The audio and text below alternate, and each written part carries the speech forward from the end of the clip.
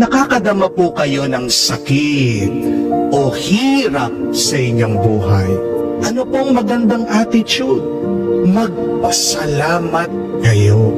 Dahil lalong magiging mabigat ang inyong buhay, lalong madadagdagan ang inyong sakit kung kayo ay nagrereklamo. Amen? Bakit kailangan po kayong magpasalamat kahit na kayo ay nakakadama ng sakit o ng kirot? Ibig lang sabihin, buhay pa kayo. Dahil sino ang hindi na nakakadama ng hirap, ng sakit? Yung mga bangkay, yung mga patay. My dear friends, what makes us human is the experience of pain and hurt. If you remove your pain, if you remove your hurt, you remove your humanity. You remove your life. Kung kayo po ay may sakit na pangangatawan, sino po sa inyo asang kamay?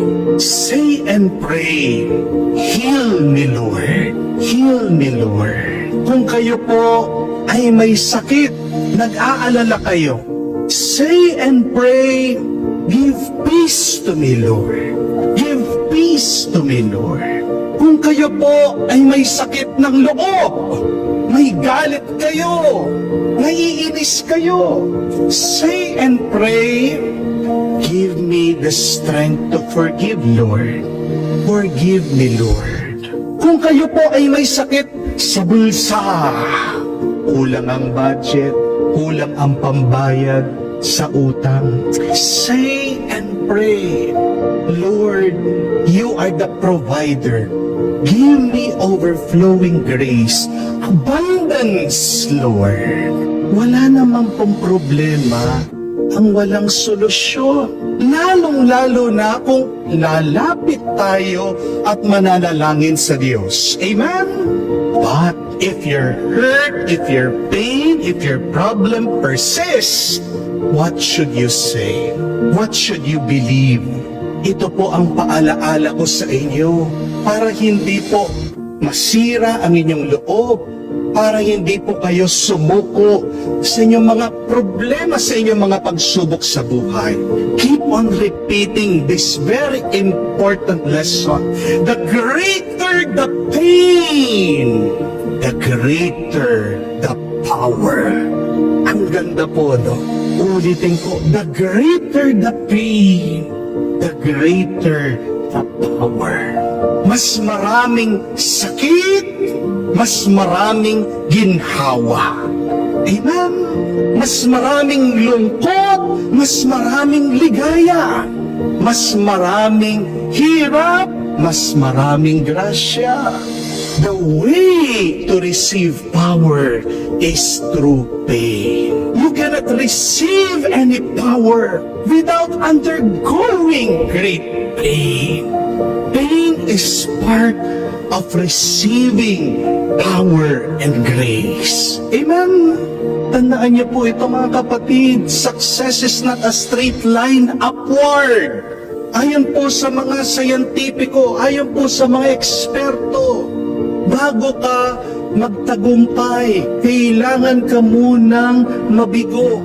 Ang tagumpay po, parang isang alon, up and down, pero dapat pataas ang pataas.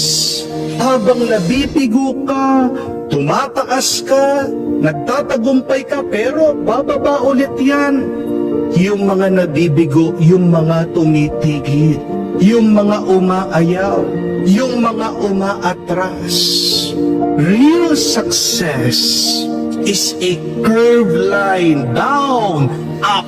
Kaya kung ikaw ay nasa ibaba, kung ikaw ay nabibigatan, pagpatuloy mo lang. Dahil ano ang kasunod niyan? Taas ka na, magtatagumpay ka na. Kailangan mo munang mabigo bago ka magtagumpay. Amen? Tandaan niyo po yan. Bakit ka hinahayaan ng Diyos na mapuno ng utang? Dahil gusto niya pagdating ng araw, ma-appreciate mo, mapapahalagahan mo ang pera. Hindi ka na magwawalwal, hindi ka na magiging gastador, hindi ka na mag-aaksaya ng pera. Gusto ng Diyos na yumaman ka.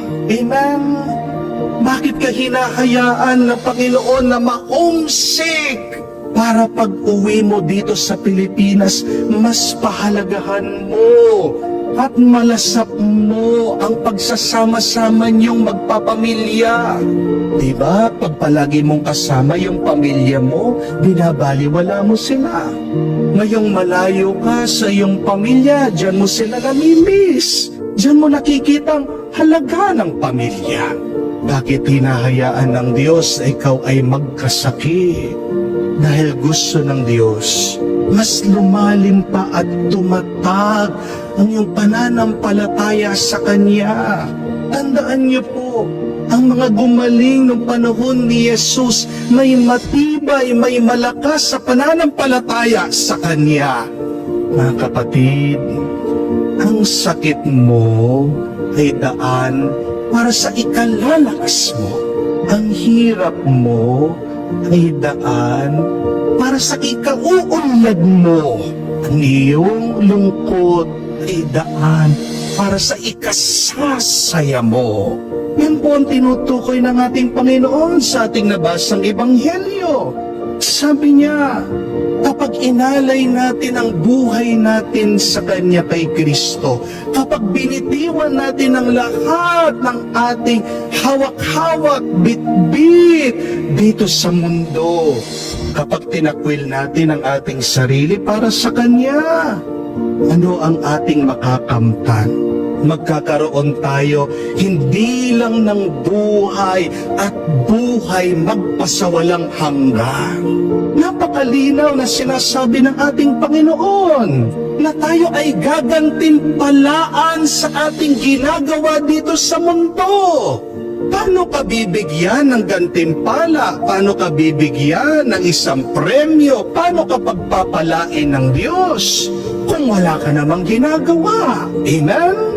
Napakaganda nga po ng sabi ng isang kasabihan, that tough times create strong men.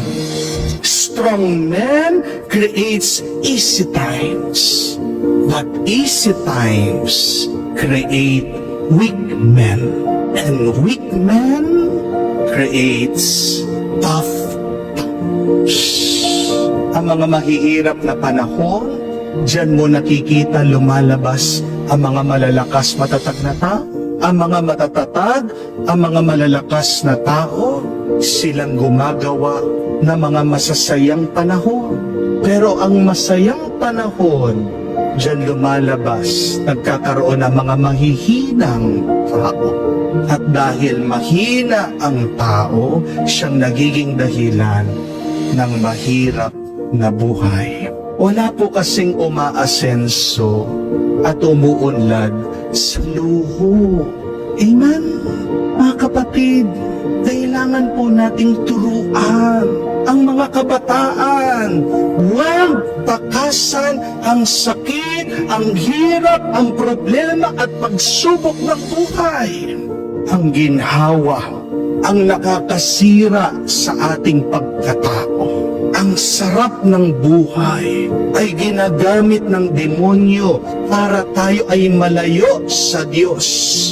Ang ginhawa ang nagiging dahilan minsan bakit hindi nagtatagumpay ang tao. Amen?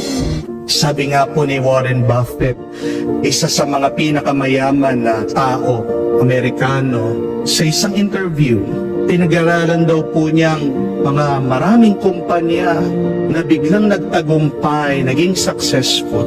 Pero mga ilang taon lang bumagsak sila. Ano po ang pinakadahilan? Bakit biglang bumagsak, biglang nabigo, biglang nawala? Ang pinakadahilan daw po ay naging kampante sila. Ang pinakadahilan po ng kanilang kabiguan ay dahil naging palagay daw sila ng loob. Complacency is the number one killer of our success and progress. Tandaan niyo po yan. Kaya nga po, Huwag kayang malulungkot pag nakakaranas kayo ng sakit o hirap sa inyong buhay. Yakapin niyo. At para maging mas masaya kayo at para maranasan yung kapayapaan habang niyayakap niyo po yung inyong hirap at pagsubok, alay niyo sa Diyos. Sabihin niyo, Panginoon, nakasunod ako sa likod mo. Tingnan mo, yakap-yakap ko din ang aking krus, ang bigat ng aking buhay. Inaalay ko ito sa iyo. Do it for the Lord, and the Lord will give you more strength. Your hurt, your pain is your way to power.